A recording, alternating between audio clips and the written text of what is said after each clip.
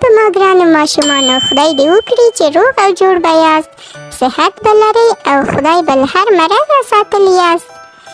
څنګه و نن ورځ مو ښه تېره کړه او که نه؟ د مکتب کارونه مو سرته رسولي دي او که لا پاتې دي؟ پوهېږم چې تاسو ګلونو ماشومانو به ټول کارونه سرته رسولي وي او اوس به د خوب پري درته راغلي وي او وایي به چې خوب ته ولاړ شئ.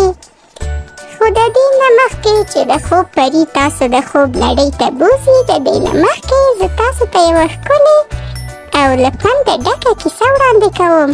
خدای دې وکړي چې ستاسو ټوله به خوښه شي. نو راځئ چې د نن ښکلې کیسه پیل کړو.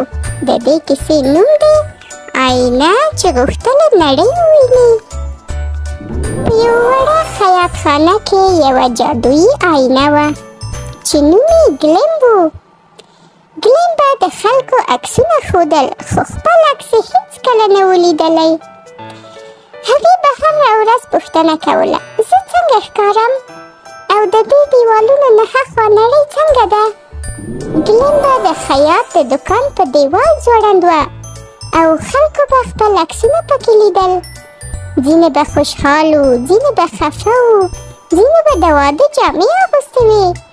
خو ګلیم به تل چوپ وه، یوازې به یې نور ښکاره کول. ګلیم به په زړه کې ویل، زه تل نورو ته څېرې ښایم، خو زه څوک یم؟ زه څنګه ښکارم؟ یوه شپه سخت طوفان راغی. دروازه خلاصه شوه او باد ګلیم له دیوال نه راخطا کړه. هغه ماته نه شوه، هغه ولوېده او د باران او باد سره همداسې د دکان له لارې بهر ازادې نړۍ ته لاړه. ګلیم د یو ګاډي له لارې یو ښار ته ورسېده. بیا یوې کښتۍ هغه بل ځای ته یوړه. بیا یو شوخ شادي هغه ځنګل ته یوړه. هر ځای یې عکسونه ښودل، د ماشومانو خندا، د لمر لوېدنه، د اوبو څاڅکي او د شپې ستوري.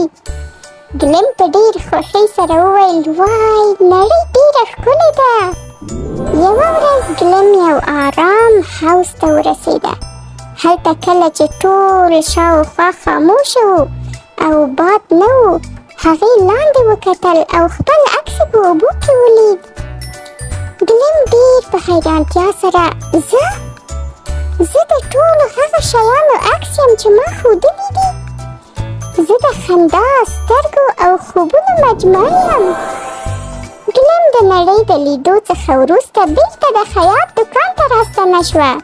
اوس هغه یوازې آینه نه وه، هغې د نړۍ کیسې راوړې وې. هر چا به چې ورته وکتل، د هغه په عکس کې به یو څه جادویي لیدل کېدل. نو په ما ډېرو ګرانو ماشومانو، څنګه وه د ګلیم آینې کیسه مو خوښه شوه او که نه؟ آیا تاسو هم داسې کله کله خپل عکس په آینه کې وینئ؟ او آیا آینه تاسو سره خبرې کوي او که نه؟ د دې کیسې نه مطلب دا و، کله کله چې موږ نورو ته خپل عکس ښایو نو خپله رڼا هم پیدا کوو. خدای دې وکړي چې د آینې دا کیسه مو ډېره خوښه شوې وي او پند مو ترې اخیستی وي. د نن ورځې لپاره همدومره کیسه. د سبا لپاره به د یوې نوې جادویي کیسې سره ستاسو په خدمت کې یم. اوس نو د خوب پري ته ووایاست چې موږ حاضر یو چې د خوب نړۍ ته ولاړ شو.